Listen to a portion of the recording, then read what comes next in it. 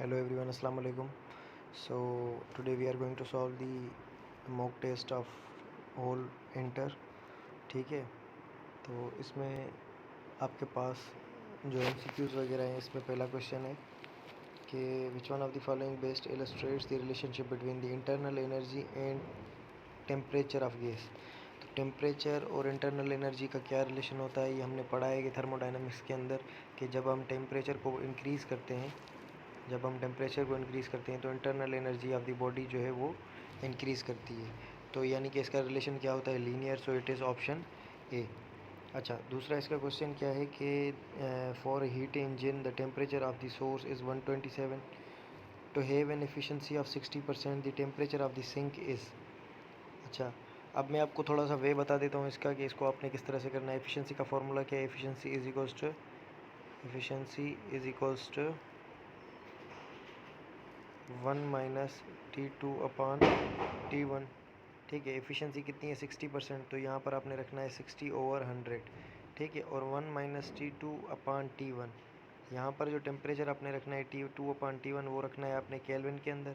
आपका जो आंसर आएगा, फिर आंसर को उसको कन्वर्ट कर देना है फिर दोबारा से सेल्सियस के अंदर, क्योंकि यहाँ पर ऑप्शंस आपको सेल्सियस के अंदर गिवन है। तो जब आप इसको इस फार्मूला के थ्रू फाइंड करोगे, पहले एफिशिएंसी की जगह पर 60/100 रखोगे, क्योंकि 60% है। इसको कन्वर्ट करोगे 127 को 273 के साथ क्या करोगे, ऐड, तो केल्विन के अंदर आएगा। और उसके बाद फिर इसको जब आप सॉल्व करोगे तो इसका आंसर आएगा डी।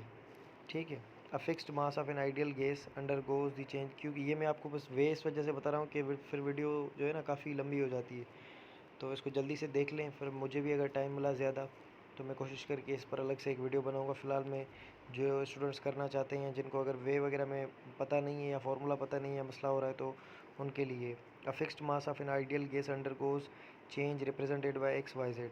यहाँ पर देखिए हो क्या रहा है, ये जो एक्स से जेड की, ये वाई से जो जेड की तरफ आया है, वहाँ पर देखो वॉल्यूम क्या हो रहा है, वॉल्यूम एक्स एक्सिस में बढ़ रहा है। इसका मतलब ये है कि यहाँ पर एक्सपांशन हो रही है, और एक्सपांशन तो हो रही है, लेकिन एडियाबेटिक एक्सपांशन है या आइसोथर्मल एक्सपांशन है, ये आपको कैसे पता चले। तो याद कर लें, जो स्टीपर ग्राफ होता है, स्टीपर यानी कि जिसका स्लोप ज़्यादा हो, तो जिसका स्लोप ज़्यादा होता है वो होता है एडियाबेटिक। इसका देखो, ये ग्राफ है, ये इसका जो स्लोप है ये स्टीपर है, लेकिन इसका ये जो है थोड़ा सा झुका हुआ, यानी कि इसका स्लोप जो है वो कम है। तो ये जो है y और z, ये हमारी है आइसोथर्मल एक्सपेंशन। तो एक तो ऑप्शन चेक करें, ये ऑप्शन नहीं है, ये भी नहीं है, ठीक है, तीसरा भी नहीं है, आइसोथर्मल एक्सपेंशन एक एक ये है आपके पास ऑप्शन, दूसरा ये। अच्छा, और y और x और y क्या है, x और y मैंने थोड़ी देर के लिए बताया आपको। अच्छा, यहाँ पर देखो वॉल्यूम क्या हो रहा है, बैक ट्रेस हो रहा है, पीछे जा रहा है, मतलब कि कॉम्प्रेशन है।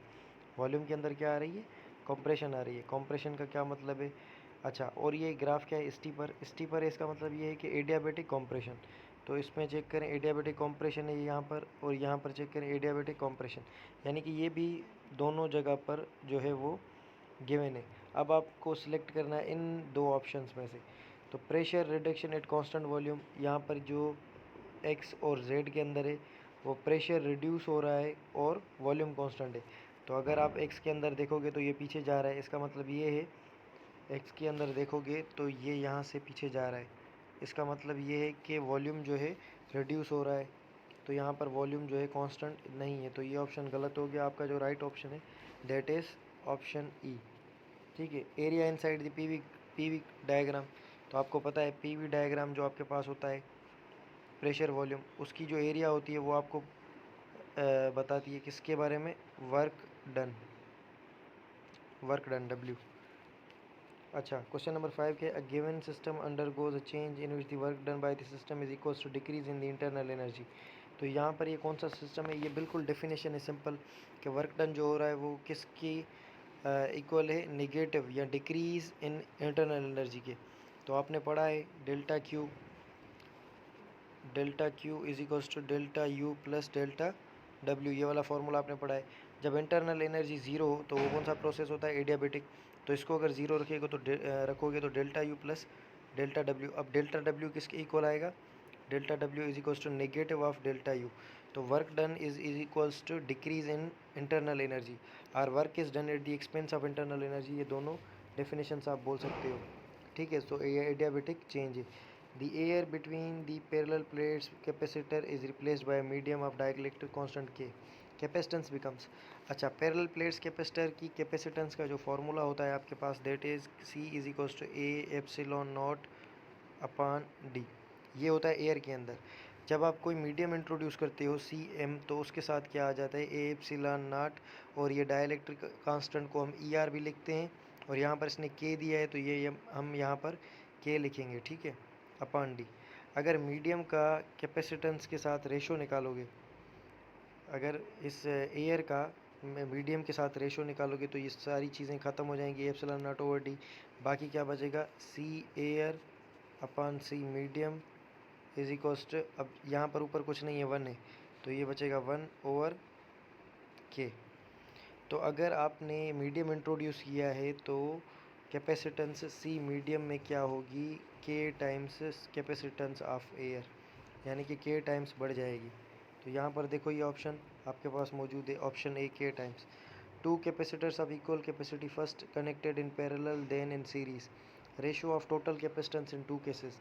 दो कैपेसिटर्स हैं, पहले पैरेलल में हमने अटैच किए, जब पैरेलल में अटैच करेंगे तो कैपेसिटेंस क्या आती है, पैरेलल में कैपेसिटेंस आती है एन सी। जब सीरीज़ में अटैच कर देंगे तो क्या आएगी, सी अपान एन, सी अपान एन। तो इनका रेशो बताना है, तो रेशो तो हमने निकाल दिया पैरेलल और सीरीज़ का। ये एन जो इसके साथ डिवाइड करा, इधर जाकर क्या करेगा, मल्टीप्लाई। तो ये आएगी N square times C, N square times C parallel upon C series, तो एन स्क्वायर टाइम्स। अब इसका क्या मतलब हुआ कि अगर किसी कैपेसिटर की कैपेसिटेंस वन है तो दूसरे की क्या होगी, उसके अगर किसी कैपेसिटेंस की कैपेसिटेंस वन है तो दूसरी उसके स्क्वायर के टाइम्स होगी, यानी कि 4 मरतबा हो जाएगी इसका जब रेशो निकालोगे। तो ये पर्टिकुलरली जब दो कैपेसिटर्स आपको गिवन हो इक्वल कैपेसिटी के, तो आप उस तरह से निकाल सकते हो। अच्छा, इसको करने के लिए दूसरा तरीका भी देखें, ये मैं बता देता हूँ, ताकि दो कैपेसिटेंस उठाएं हम कोई भी, उनको ऐड करें, तभी हम जो है ना रेशो फाइंड कर सकेंगे।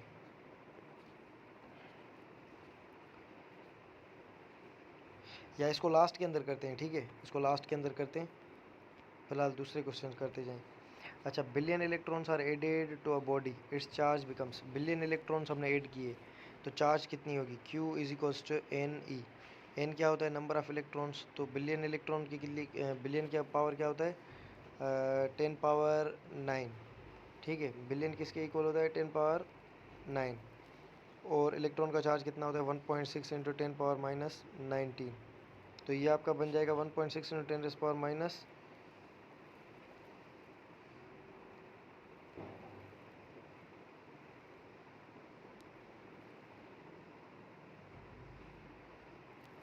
1.6 इंटू 10⁻⁻10, आई थिंक ये 1.6 इंटू 10⁻⁻10 बनेगा। और ये इसकी चार्ज कितनी होती है इलेक्ट्रॉन की, negative.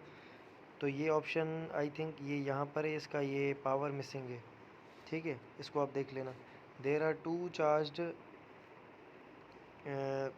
There are two charges, one pico coulomb, 5 pico coulomb, ratio of force acting on them. तो फोर्स याद करें, प्रोडक्ट के साथ प्रोपोर्शनल होता है Q1 और Q2 के। तो जब चार्जेस आप दोनों की रखोगे सेम तो फोर्स सेम आएगा, रेशो निकालोगे तो इसका रेशो आएगा 1:1, क्योंकि फोर्स यहाँ पर एक मरतबा 1 आएगी और यहाँ पर 5 आएगा। दूसरे के लिए फोर्स निकालोगे 2 का 1 के लिए, तो यहाँ पर 5:1 आएगा, लेकिन फोर्स इसका भी सेम आएगा, इसका भी सेम आएगा। 5:1, 1:5 इक्वल हैं दोनों, और जब रेशो निकालोगे तो रेशो विल बी सेम। ये कभी कभी पूछा जाता है, if a charge of 2 coulomb and 5 coulomb, ठीक है, force of first body on first charge on second and second on first, the ratio will be same, याद कर लो ये। To plates 2 centimetre apart, a potential difference of 10 volt is applied, electric field बतानी है। तो electric field का क्या है formula, electric field negative of potential upon D.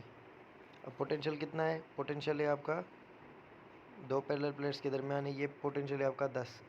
अच्छा, और डिस्टेंस कितना है, 2 सेंटीमीटर, तो सेंटीमीटर इंटू 10⁻⁻2, ये -2 ऊपर चला जाएगा, प्लस का बन जाएगा, तो ये ऊपर बनेगा कितना 10,000 डिवाइड बाई 2 करो 10⁻², ये 1000 बनेगा। 10⁻² ऊपर चले जाएंगे और ये एक ज़ीरो, दो ये ज़ीरो, तो ये 1000 बनेगा। 10 के ऊपर 2 का टेबल 5 मरतबा, ये आपका आया 500। तो ऑप्शन बी। अच्छा, 2 positive charges of magnitude q each are fixed at point origin of coordinate A and B, which of the following is represent by the force of interaction. अच्छा, यहाँ पर देखो ये सिंपल चीज़ है, इसमें कोई इतना मसले वाली बात नहीं। यहाँ पर बोल रहा है कि चार्जेस जो है हमने रखी हैं उसका ग्राफ किस तरह से बनेगा, यानी कि फोर्स और डिस्प्लेसमेंट का ग्राफ पूछा है। तो याद कर लो, अगर कोई चीज़ किसी चीज़ के साथ इन्वर्स में हो ना इस तरह से, तो उसका ग्राफ इस तरह से बनता है, कर्व।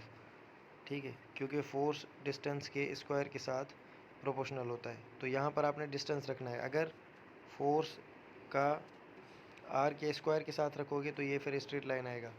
ठीक है, ये याद कर लो। तो इसका क्या ग्राफ बनेगा, इसका ये बनेगा एफ, और एक्स का ग्राफ बनेगा सी।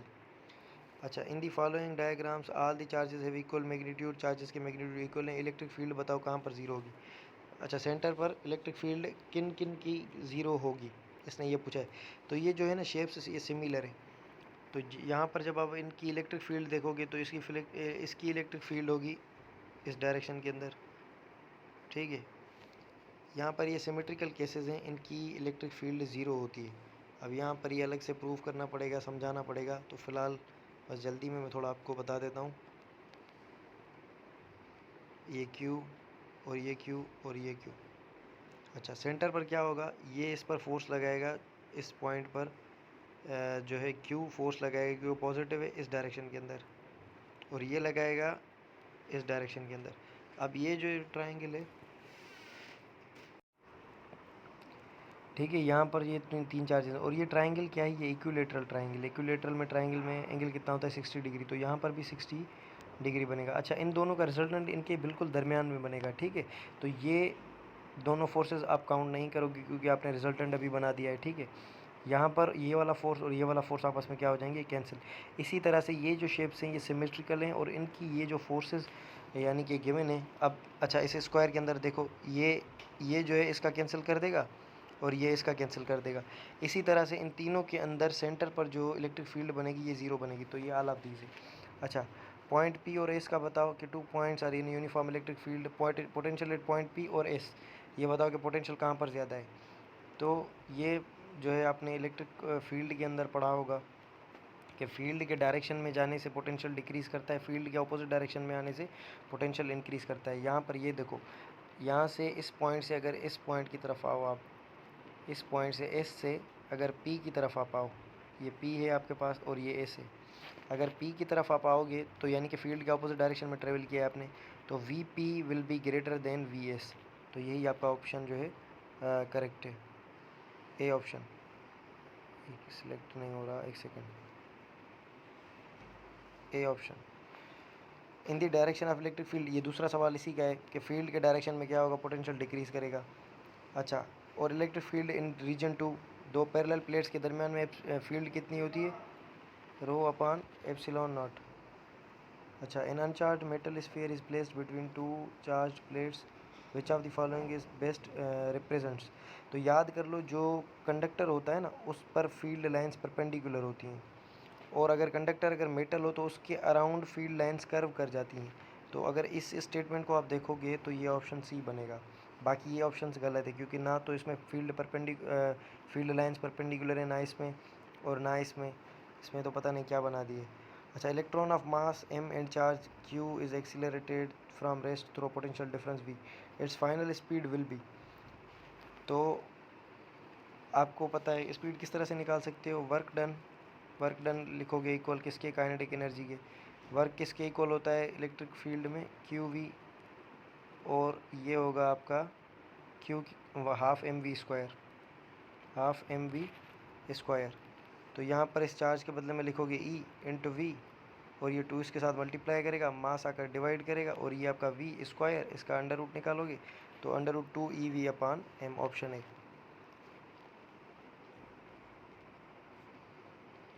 Cylindrical A cylindrical copper wire is reformed twice its length, keeping its volume constant.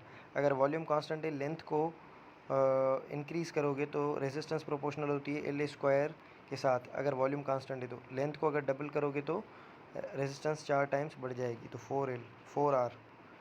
Which pattern describes electric field as well as for magnetic field. Electric field और magnetic field दोनों के लिए same कौन सा pattern होता है? तो ये भी नहीं होगा, ये सिर्फ पॉजिटिव चार्ज के लिए होता है, ये नेगेटिव के लिए होता है। और ये जो है लॉन्ग सिलेंड्रिकल वायर होती है, उसके लिए होती है मैग्नेटिक फील्ड। अच्छा, ये पैटर्न सेम होता है। जब पॉजिटिव और नेगेटिव चार्जेस आप रखोगे तो उसमें ये पॉजिटिव से नेगेटिव की तरफ जाएगा इस तरह से, और ये पॉजिटिव बाहर की तरफ। और जो बार मैग्नेट होता है आपका, बार मैग्नेट में क्या होता है, नॉर्थ और साउथ, उसमें भी इसी तरह का पैटर्न होता है, अंदर स्ट्रेट और बाहर ये इस डायरेक्शन के अंदर, बिल्कुल इसी की तरह। तो ये आपने पैटर्न जो है ऑप्शन डी ये सिलेक्ट कर लेना है, that will be correct.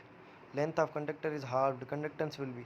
Length को हाफ करोगे, लेंथ को हाफ करने से क्या होगी, रेजिस्टेंस 4 टाइम्स डिक्रीज़ करेगी। लेंथ को हाफ करने से रेजिस्टेंस 4 टाइम्स डिक्रीज़ करेगी, क्योंकि एल स्क्वायर के साथ प्रोपोर्शनल थी, तो कंडक्टेंस 4 टाइम्स बढ़ेगी, तो क्वाड्रपल्ड। थोड़ा जल्दी जल्दी में हो रहा है, लेकिन अब क्या करें, वीडियो अदरवाइज़ लंबी हो जाती है। Effective resistance between A and B, A and B किस तरह से करोगे, इफेक्टिव रेजिस्टेंस आपको बतानी है। तो ये वाली अगर आप अरेंजमेंट देखोगे तो ये पैरेलल की अरेंजमेंट है, ठीक है। ये आर और आर का पैरेलल निकालोगे तो ये आएगा R/2। R/2 को अब 2R के साथ ऐड करोगे, इसको 2R के साथ ऐड करोगे तो ये आएगा 5/2R। अच्छा, equivalent resistance between M and N। तो M एंड N के लिए क्या करोगे, आप इस वाले पार्ट को निगलेक्ट कर दोगे, तो यहाँ पर क्या बनेगा इसका पोटेंशियल, क्यों, क्योंकि यहाँ पर इसका पोटेंशियल बनेगा ज़ीरो। पोटेंशियल इसका ज़ीरो बनेगा तो सिर्फ और सिर्फ आप इस एक पार्ट को कंसिडर करोगे, M और N वाले को। तो इसकी अगर कैपेसिटेंस आप निकालोगे तो ये आएगी 2/3। Magnetic needle is kept in non uniform magnetic field. जब मैग्नेटिक फील्ड को नॉन यूनिफॉर्म मैग्नेटिक फील्ड के अंदर रखा जाता है तो वो फोर्स और टार्क दोनों एक्सपीरियंस करती है। ये काफ़ी मरतबा हमने चीज़ें डिस्कस की हैं और ये याद करने वाली चीज़ भी है, ये काफ़ी दफ़ा आती है। In step up transformer number of turns, तो number of turns step up transformer क्या होता है कि सेकेंडरी में ज़्यादा होता है, प्राइमरी में कम होते हैं। तो ऑप्शन है, two stream of protons are moving in same direction. जब प्रोटॉन सेम डायरेक्शन में जा रहे होंगे, इसका मतलब ये है कि करंट सेम डायरेक्शन के अंदर जा रहा है। तो जब करंट सेम डायरेक्शन के अंदर जाता है तो वो वहाँ पर अट्रैक्शन होती है, तो will attract each other. A unit positive charge on equipotential surface moved from point A to B, then अगर पॉइंट इक्विपोटेंशियल सरफेस पर एक पॉइंट से हम दूसरी पॉइंट की तरफ गए हैं तो उसका पोटेंशियल डिफरेंस जीरो बनेगा, क्योंकि उनके दरमियान में पोटेंशियल सेम होता है, ठीक है। क्वेश्चन नंबर 27 में पूछ रहा है कि 3 पिको फेरेड अगर आपको ऑब्टेन करनी है 3 कैपेसिटर्स में से, तो नंबर ऑफ़ कैपेसिटर्स कितने, 3, और आपके पास हर एक कैपेसिटर है जो उसकी कैपेसिटेंस है वो है 2 पिको फेरेड। तो आप किस तरह से निकाल सकते हो, तो आपने बताना है कि अरेंजमेंट आपने किस तरह से लगानी है। तो आपके पास कैपेसिटर कितना है, एक कैपेसिटर है 2 पिको फेरेड का, 2 pico फेरेड।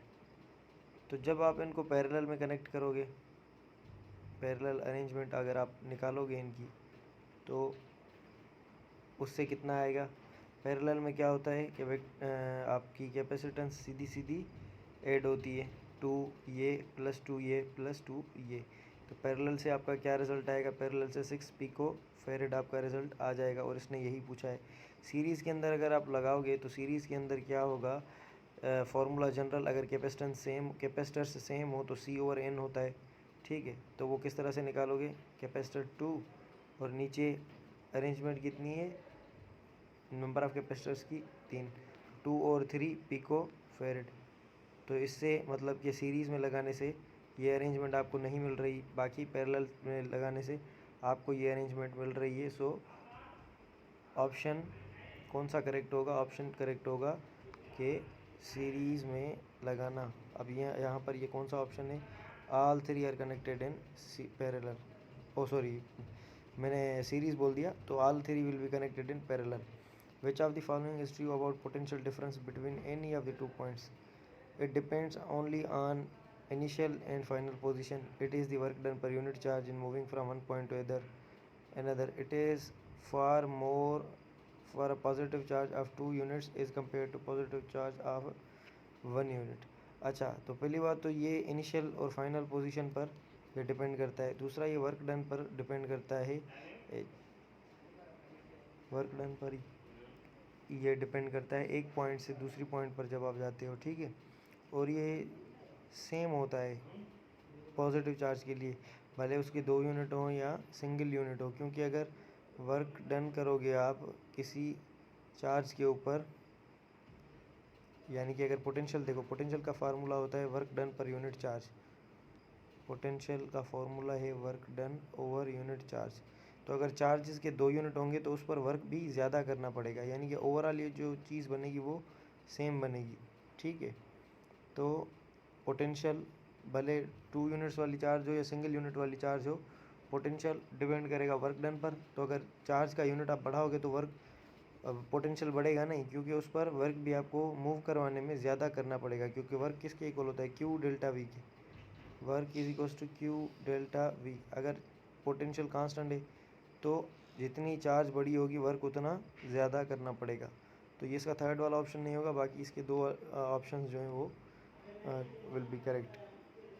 Statement are correct for equipotential surface. Equipotential surface के हिसाब से कौन सी चीज़ करेक्ट है? इक्विपोटेंशियल सरफेस सिलेबस के अंदर है नहीं, लेकिन इसकी जो जनरल चीज़ें हैं वो आप समझ लो, ठीक है।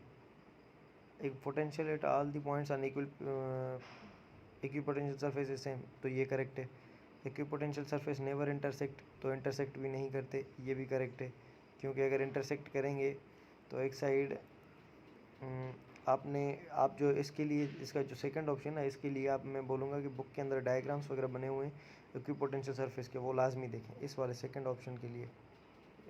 इस ऑप्शन के लिए इक्विपोटेंशियल सरफेस एक्स को मैं हाईलाइट कर देता हूँ, तो भले आप टॉपिक ना पढ़ें, बस इसका डायग्राम वगैरह देख लें। Work done in moving A charge from one point two another point in equipotential surface is zero. क्योंकि इक्विपोटेंशियल सरफेस पर पोटेंशियल की चेंज ही ज़ीरो होती है, पोटेंशियल होता है सेम, तो चेंज इसकी होती है किसके इक्वल, ज़ीरो के इक्वल। तो जब ये ज़ीरो क्यू के साथ मल्टीप्लाई होगा तो वर्क भी क्या हो जाएगा आपका, वर्क भी हो जाएगा ज़ीरो। इसका मतलब ये है कि इसके तीनों जो ऑप्शंस हैं ये वाले, they all are correct. The example of non ohmic resistance, तो ये बुक के अंदर सीधी लाइन है, ये डायोड है। What should be characteristic of fuse of wire, तो फ्यूज़ एक मेटालिक डिवाइस, यानी कि फ्यूज़ एक छोटा सा एक इंस्ट्रूमेंट होता है, वो हम सीरीज़ में लगा देते हैं किसी सर्किट के साथ। तो अच्छा, उसकी प्रॉपर्टीज़ क्या होती हैं, उसकी जो मेल्टिंग पॉइंट होती है वो काफ़ी लो रखी जाती है, और उसका जो रेजिस्टेंस होता है, उसका जो रेजिस्टेंस होता है वो हाई होता है। हाई, अच्छा, लो मेल्टिंग पॉइंट इसलिए ताकि अगर करंट क्रॉस कर रहा हो, करंट की वैल्यू या वोल्टेज की वैल्यू अगर कम ज़्यादा हो जाए तो ये हो जाए मेल्ट, तो इसका जो बाकी वाला कनेक्शन है किसके साथ, सर्किट के साथ, वो टूट जाए। तो ये कनेक्शन को क्या कर देता है, ये कनेक्शन को कर देता है ब्रेक। एक चीज़ तो ये करेगा। अच्छा, दूसरी हाई रेजिस्टेंस होगी ना, तो अगर वोल्टेज सडनली स्पीड अप हो गए तो इसको ये क्रॉस करने नहीं देगा, क्योंकि इसकी रेजिस्टेंस काफ़ी ज़्यादा है, और रेजिस्टेंस ज़्यादा है, इसको क्रॉस करने नहीं देगा, और इतनी देर में खुद जो है वो पिघल जाएगा, ठीक है। If the current passed through spring then the spring will. अच्छा, ये मैंने अपनी एक वीडियो के अंदर काफ़ी अच्छे से एक्सप्लेन किया है, फ़िलहाल मैं यहाँ पर आपको बता देता हूँ कि अगर स्प्रिंग से आप करंट को पास करोगे, स्प्रिंग से अगर आप करंट को पास करोगे, तो अगर यहाँ से देखोगे तो ये करंट जा रहा होगा अपवर्ड, फिर ये घूम कर नीचे, फिर ये अपवर्ड, ठीक है, फिर ये घूम कर, फिर ये अपवर्ड, फिर ये घूम कर, फिर ये अपवर्ड, ठीक है। तो यहाँ पर देखो करंट हर टर्न में क्या है, सेम डायरेक्शन के अंदर जा रहा है, हर टर्न के अंदर सेम डायरेक्शन के अंदर जा रहा है। या इसका अगर ओवरऑल डायरेक्शन देखोगे तो हर टर्न के अंदर इसका ओवरऑल डायरेक्शन सेम है। जब सेम डायरेक्शन हो तो क्या होता है, करंट आपका जब सेम डायरेक्शन हो तो आपकी जो कंडक्टर है वो एक दूसरे को करते हैं अट्रैक्ट। जब ये एक दूसरे को अट्रैक्ट करेंगे, ये एक दूसरे को अट्रैक्ट करेंगे तो ये एक दूसरे के नज़दीक आएंगे, ये इसके नज़दीक आएगा और ये इसके नज़दीक आएगा। तो इससे क्या होगा कि स्प्रिंग कॉम्प्रेस हो जाएगा, स्प्रिंग कॉम्प्रेस हो जाएगा। अच्छा, दूसरी एक याद करने वाली बात यह है कि करंट दो किस्म का हो सकता है, करंट दो किस्म का हो सकता है, एक हो सकता है एसी और दूसरा हो सकता है डीसी। तो ये वाली जो बात है कंप्रेशन वाली, ये है डीसी करंट के लिए। एसी करंट के लिए क्या होगा, ये पॉजिटिव हाफ साइकिल के लिए जाएगा तो करंट सेम डायरेक्शन के अंदर होगा, फिर जब ये नेगेटिव हाफ साइकिल के लिए जाएगा तो ये एक्सपेंड होगा, फिर ये कॉम्प्रेस एक्सपेंड, कॉम्प्रेस एक्सपेंड। तो एसी करंट के लिए इसकी जो मोशन होगी वो सिंपल हार्मोनिक मोशन बनेगी। ये याद करने वाली चीज़ें आप समझ लो, ये क्लास के अंदर मैंने आपको अच्छे से समझाया था। अच्छा, इफ़ करंट, अच्छा दूसरा क्या, work done by magnetic field and moving charge. तो याद कर लें, वर्क डन मैग्नेटिक फील्ड का पूछ रहा है, मैग्नेटिक फील्ड परपेंडिकुलर होती है। तो ये मैंने आपको बताया था, कोई भी चीज़ जो परपेंडिकुलर हो, वर्क पावर एनर्जी वाली वर्कशीट जिसमें मैंने आपको करवाई थी, उसमें भी मैंने बताया था कि जब चार्ज पार्टिकल किसी फील्ड के अंदर एंटर कर रहा होता है तो उसकी जो मोशन होती है उसके परपेंडिकुलर इस पर जो है ना मैग्नेटिक फोर्स लग रहा होता है, और जो फोर्स मोशन के परपेंडिकुलर लगे वो कभी भी वर्क नहीं करेगा। तो इसका बनेगा zero because F X perpendicular to V. An electron moves in a circular orbit uniform speed v, it produces magnetic field b at the center of circle, the radius of the circle is proportional to। तो radius आपने बताना है, radius किस तरह से निकाल सकते हो आप,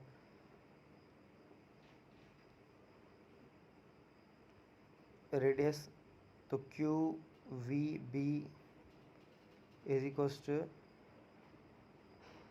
Q V B is equals to Q E. यहाँ से ये क्यू इस क्यू के अंदर ख़त्म हो जाएगा। इसने रेडियस पूछा है या वेलोसिटी पूछी है? अच्छा, यहाँ पर देखो v will be equal to b over E. Radius का एक दूसरा फार्मूला होता है कि जब ये अपना मैग्नेटिक फोर्स किसके इक्वल आता है, बॉडी को सर्कुलर पाथ के अंदर घुमाता है, तो मैग्नेटिक फोर्स सेंट्रीपिटल फोर्स के इक्वल होता है। मैग्नेटिक फोर्स का फार्मूला होता है क्यू वी, मैग्नेटिक फोर्स का फार्मूला होता है क्यू वी बी, और सेंट्रीपिटल का होता है half M V square, half M V square, ठीक है, yes sorry half M V square. तो kinetic energy M V square upon, इसको मुझे करेक्ट करने दें, सेंट्रीपिटल फोर्स का फार्मूला होता है M V square upon R. अगर यहाँ से मैं आर की वैल्यू निकालूँ तो आर किसके इक्वल आएगा, ये आएगा M V square upon Q V B. इसमें से एक वी ख़त्म हो गया, तो ये रेडियस बनेगा आपका M V upon Q B. यहाँ पर देखो मास और चार्ज क्या है, कांस्टेंट, तो रेडियस प्रोपोर्शनल है किसके साथ, v ओवर b। ये अब ऑप्शंस चेक करो, रेडियस अंडर रूट के साथ किसी के साथ भी प्रोपोर्शनल नहीं है, तो ये ऑप्शन तो दोनों गलत हो जाएंगे। ये b अपान वी, तो ये b अपान वी नहीं है, क्या है यहाँ पर v अपान b। तो option number D is correct. अच्छा, और ये वेलोसिटी के लिए भी ये याद कर लें, ये मैं रिलेशन निकाल रहा था अपना रेडियस के लिए, लेकिन यहाँ पर रेडियस नहीं था, वेलोसिटी निकली, मैंने सोचा कि इंटरचेंज करके निकाल सकते हैं। यहाँ पर अगर v की वैल्यू रखोगे ना तो फिर भी ये आ जाएगा, ये वाला रिजल्टेंट। तो आप ये याद कर लो, वेलोसिटी किसके इक्वल होती है, कभी कभी पूछ लेता है, ये जो है ना पास्ट के अंदर आया हुआ है सवाल। वेलोसिटी का formula magnetic field over electrical field. अच्छा, दूसरा है, अगर charge particle has component velocity in one direction parallel to the magnetic field in addition to component perpendicular to magnetic field. इसका मतलब ये है कि पार्टिकल के पास दो वेलोसिटीज़ हैं। एक पार्टिकल है जो मैग्नेटिक फील्ड के अंदर जा रहा है और उसके पास दो वेलोसिटीज़ हैं। ये मुझे थोड़ा आपको एक्सप्लेन करने दें कि ये होगा किस तरह से।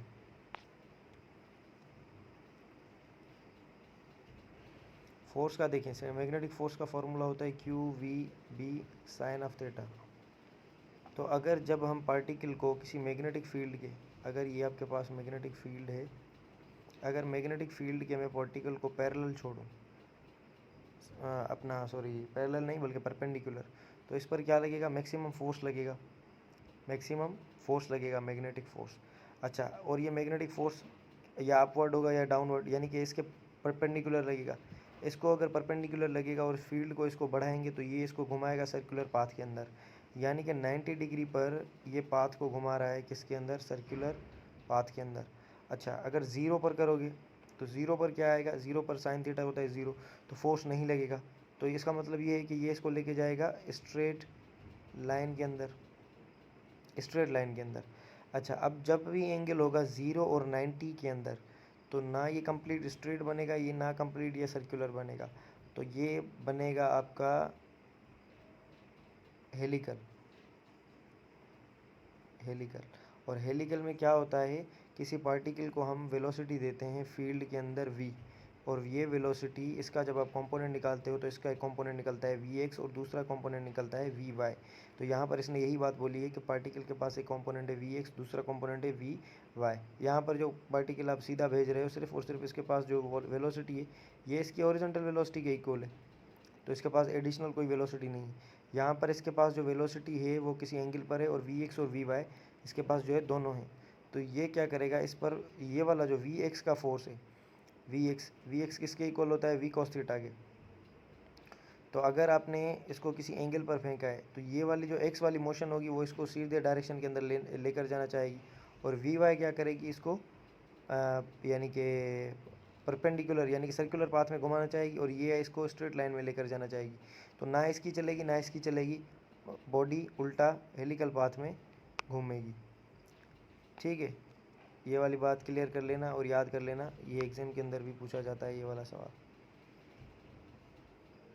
अच्छा, conducting rod A B moves parallel to X axis in uniform field. यहाँ पर देखें कंडक्टिंग रॉड है, तो यहाँ पर फील्ड देखें, सबसे पहले राइट हैंड रूल यूज़ करें, उसमें क्या होता है, आपकी फिंगर्स बता दी हैं, फिंगर्स फील्ड के बारे में बताती हैं, मैग्नेटिक फील्ड मैं लिख लेता हूँ B.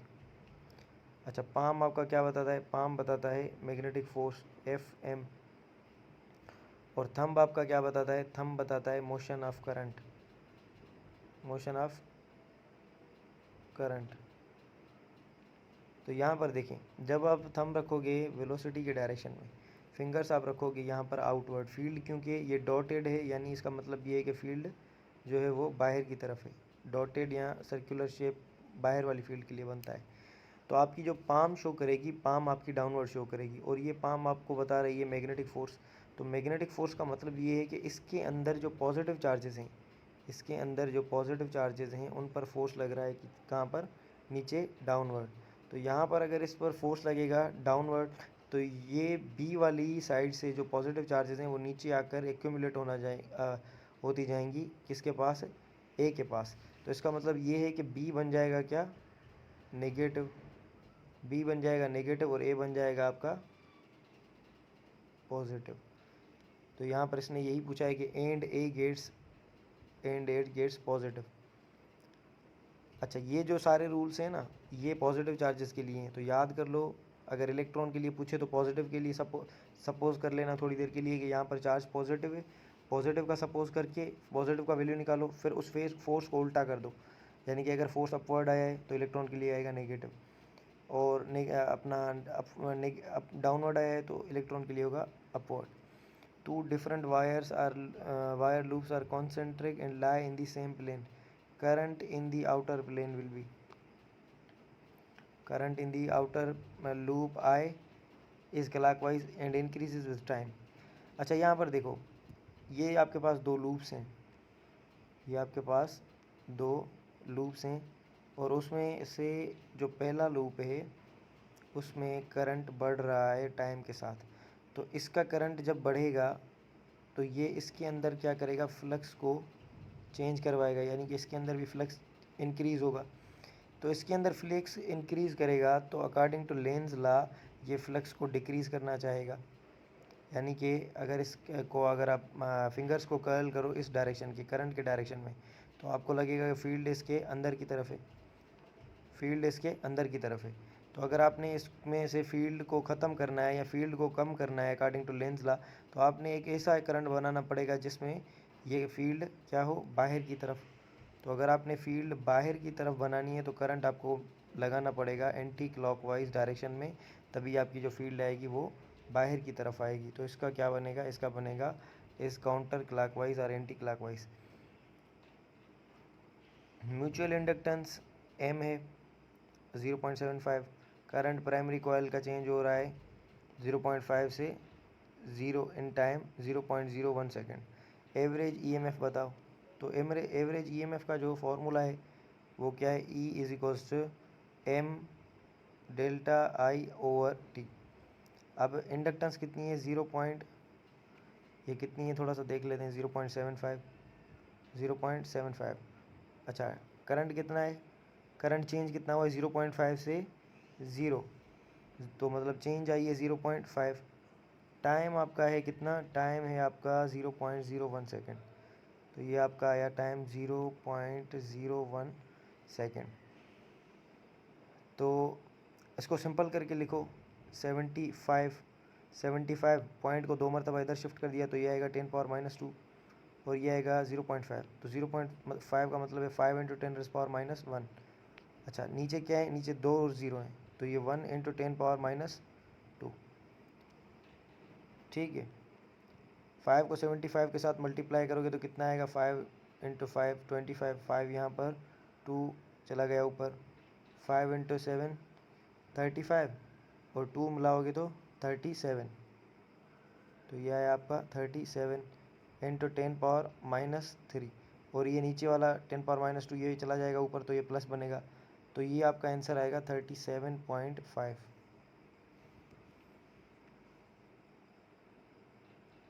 Option D. Electromagnetic waves, यहाँ पर स्पीड का पूछा है, इलेक्ट्रोमैग्नेटिक वेव्स याद कर लो किसके इक्वल ट्रेवल करती हैं, with the speed of light. Electromagnetic waves travel with the speed of light, travel with the same speed in all media. Same speed के साथ ट्रेवल करेंगी हर मीडियम में, हर मीडियम में नहीं करती, इसका फॉर्मूला होता है एक, ठीक है, वो नीचे वाले क्वेश्चन में। अच्छा, according to Maxwell equation velocity of light in any medium, यहाँ पर इसने कंफ्यूज किया है आपको जानबूझकर, और ये टेस्ट मैंने बनाया था तो मैंने जानबूझकर आपको ये सवाल दिया था ताकि, क्योंकि बुक के अंदर जो इक्वेशन है वो है 1/1/μ0 × E0। अब ये है फॉर फ्री स्पेस या एयर या वैक्यूम। जब आप मीडियम रखोगे तो मीडियम के लिए क्या हो जाएगा, μ0 × μr और E0 × ER। तो μ0 × μr को आप म्यू लिखते हो और E0 × ER को आप E लिखते हो, तो 1/√μ × E। आप समझोगे यहाँ पर क्वेश्चन में गलती है, μ0 और E0 गिवन नहीं है, बट ऐसा नहीं है, ये मैंने जानबूझकर सवाल दिया था कि ताकि आप थोड़ा ध्यान से देखें इसको। अच्छा, which of the following spectrum lies in the visible region, visible region के अंदर बामर सीरीज लाई करती है। According to Bohr theory, H atom, the speed of electron, energy और रेडियस। तो याद कर लो ये किस तरह से वेरी करती हैं, एनर्जी आपकी वेरी करती है n² के साथ, ठीक है, और रेडियस आपका वेरी करता है n² के साथ, ये 1/n² और ये n² मल्टीप्लिकेशन में रेडियस वाला, और वेलोसिटी आपकी वेरी करती है v/n के साथ। तो याद कर लो v/n वेलोसिटी के लिए, और रेडियस आपका n² × r और एनर्जी E/n²। ये आप अपने माइंड के अंदर रख लें, ठीक है। जल्दी जल्दी करते जा रहे हैं ताकि टाइम कम लगे, फिर भी टाइम हमें ज़्यादा लग गया है, अब क्या करें, टेस्ट भी तो है। एंगुलर मोमेंटम बताओ इलेक्ट्रॉन का in ground state. Ground state के लिए क्या होता है, n की वैल्यू 1 होती है, ठीक है, n की वैल्यू अगर 1 होगी तो एंगुलर मोमेंटम का फार्मूला होता है NH/2π। n यहाँ पर 1 रखोगे तो ये कितना आएगा, h/2π। तो option C is correct. According to Planck's quantum theory any electromagnetic radiation is, Planck's की क्वांटम थ्योरी के हिसाब से उसने क्या कहा था कि हर रेडिएशन कंटिन्यूसली इमिट होती है, नहीं, उसने बोला था कि कंटिन्यूसली इमिट नहीं होती, कंटिन्यूसली ना ही एब्जॉर्ब होती है ना ही इमिट होती हैं। Emitted or absorbed in discrete units or fixed amount or quanta, तो ये इसने बात बोली थी और ये इसकी बिल्कुल डेफिनेशन के अंदर है, तो option C. If n0 is the original mass of substance, half period time period कितना है उसका, 5 ईयर्स। अमाउंट बताओ कि कितना बचेगा 15 ईयर्स गुजरने के बाद। तो यहाँ पर देखो नंबर ऑफ़ एटम्स रिमेनिंग का फॉर्मूला होता है आपके पास n0/2n। अब यहाँ पर देखो इसकी हाफ़ लाइफ कितनी है, हाफ़ लाइफ है इसकी 5 साल, 5 ईयर्स। अब इसको 15 साल गुजर चुके हैं, 15 साल गुजर चुके हैं, मतलब कि इसकी हाफ़ लाइफ कितनी गुजरी हैं, हाफ लाइफ गुजरी है इसकी 3। यहाँ पर ये जो वैल्यू n है ये फॉर हाफ लाइफ है। नीचे वाली चीज़ें मैं मिटा देता हूँ। 2 पावर n जो है वो किसके लिए, हाफ लाइफ के लिए। तो यहाँ पर n नॉट अपॉन 2 पावर 3 रखोगे तो ये आएगा आपका 2 पावर 3 होता है आपका 2 इंटू 2 4, 4 इंटू 2 8, तो n नॉट ओवर 8। ये आपके पास क्या होंगे atoms remaining. Option B is correct. Coil of insulated wire is connected to battery, if it is taken to galvanometer its pointer is deflected. तो याद कर लें जो पॉइंट डिफ्लेक्शन वाली होती है गैल्वेनोमीटर के अंदर वो इसी वजह से होती है क्योंकि उसके अंदर करंट इंड्यूस हुआ होता है। यहाँ पर 50 क्वेश्चन देखें। According to Einstein photo electric effect plot kinetic energy का ग्राफ बनाए किसके साथ, photo electrons from metal versus frequency का बताएं। अच्छा, अब इसने बोला है कि काइनेटिक एनर्जी और फ्रीक्वेंसी का ग्राफ बनाओ, तो वो यहाँ से स्टार्ट होता है। अच्छा, और इसने ऑप्शंस इंटेंसिटी वाले दिए हैं, तो याद कर लो इंटेंसिटी पर डिपेंड ही नहीं करता। D is same for all metals and is independent of intensity of radiation, क्योंकि ये इंटेंसिटी ऑफ रेडिएशन पर डिपेंड नहीं करता। और ये फ़ोटो इलेक्ट्रिक इफेक्ट से क्वेश्चन है, ये मैंने काफ़ी अच्छे से एक्सप्लेन भी किया है और आई थिंक मैंने इसकी जो है ना वीडियो भी पब्लिक कर दी है, तो जिसको डाउट हो वो देख सकता है। इसका दूसरा पार्ट मैंने पब्लिक नहीं किया, वो भी मैं कुछ टाइम के अंदर पब्लिक कर दूंगा। Kinetic energy of the body is 4 times its initial value. तो न्यू मोमेंटम बताएं, तो मोमेंटम किसके इक्वल होता है, kinetic energy is equals to p square upon 2m। तो यहाँ से आपको मोमेंटम निकालना है, तो momentum will be equal to under root K into M 2km। यानी कि अगर मोमेंटम 4 टाइम होगा तो काइनेटिक एनर्जी अगर अपना काइनेटिक एनर्जी 4 टाइम होगी तो मोमेंटम कितना होगा, इस अंडर रूट में रखोगे 4 तो ये बाहर आकर कितना बनेगा 2, तो मोमेंटम कितना होगा double, twice the initial value. Numerical ratio of displacement over distance. तो डिस्प्लेसमेंट ओवर डिस्टेंस की जो न्यूमेरिकल वैल्यू होती है, अगर आप स्ट्रेट लाइन के अंदर देखोगे, अगर बॉडी किसी ने ए से बी की तरफ गई है, ए से अगर बी की तरफ गई तो इसका जितना डिस्प्लेसमेंट हुआ उतना ही क्या हुआ है इसका डिस्टेंस, यानी कि इसकी रेशियो इक्वल है 1 के इक्वल। अच्छा, लेकिन अगर ये घूम कर वापसी ए वाली पॉइंट से थोड़ा सा पीछे रह जाए तो यहाँ पर डिस्प्लेसमेंट की वैल्यू क्या है, कम, और डिस्टेंस की वैल्यू क्या है, ज़्यादा। तो ये वैल्यू बन जाएगी लेस देन 1। तो इसका ऑप्शन बनेगा आपका इक्वल टू और लेस देन 1। ट्रांसफार्मर की is based upon the principle, तो इसका प्रिंसिपल होता है बी म्यूचुअल इंडक्टेंस का। जनरेटर का ईएमएफ बताया कि 440 वोल्ट, इंटरनल रेजिस्टेंस है उसकी 400 ओम। अगर टर्मिनल्स कनेक्टेड हैं लोड के साथ 4000 ओम के साथ, कनेक्टेड है 4000 ओम के साथ, तो वोल्टेज अक्रॉस दी लोड, तो वो वोल्टेज अक्रॉस दी लोड आपने बताने हैं। ये चार्जिंग वाला केस है शायद, ठीक है। तो इसका एक फार्मूला है बेसिकली, वो आप V is equals to E over R plus R, इसमें से बाकी रिलेशन आप निकाल सकते हो, ठीक है। The magnetic lines of force inside the bar magnet, inside the bar magnet ये होता है आपका नॉर्थ, ये होता है साउथ। बाहर जो मैग्नेटिक फील्ड लाइन्स होती हैं वो नॉर्थ से साउथ, और अंदर जो होती हैं वो साउथ से नॉर्थ की तरफ होती हैं। तो are from south pole to north pole. अच्छा, पी टाइप सेमी कंडक्टर इस, यहाँ पर इस क्वेश्चन में जो है ना थोड़ा सा डाउट था, क्योंकि ये इसका पॉजिटिवली भी ऑप्शन था और अनचार्ज भी ऑप्शन था, तो मैंने देखा नहीं था, मैंने जल्दी से बोल दिया था कि पी टाइप जो है वो पॉजिटिवली चार्ज होता है। बट ये ओवरऑल क्या होता है, ये ओवरऑल आपका न्यूट्रल होता है ओवरऑल। पी टाइप मटेरियल तो पॉजिटिवली चार्ज होता है, लेकिन इसने साथ में सेमीकंडक्टर लिखा है। पी टाइप पार्ट अगर पूछे तो positively charge, P type semiconductor या एन टाइप सेमीकंडक्टर पूछे तो उसके लिए क्या होगा, अनचार्ज, ठीक है। So wish you all the very best. अगर इसमें से भी अगर मज़ीद किसी को डाउट हो तो वो आप पूछ सकते हो कमेंट सेक्शन के अंदर, ठीक है। और wish you all the very best. Allah हाफिज़।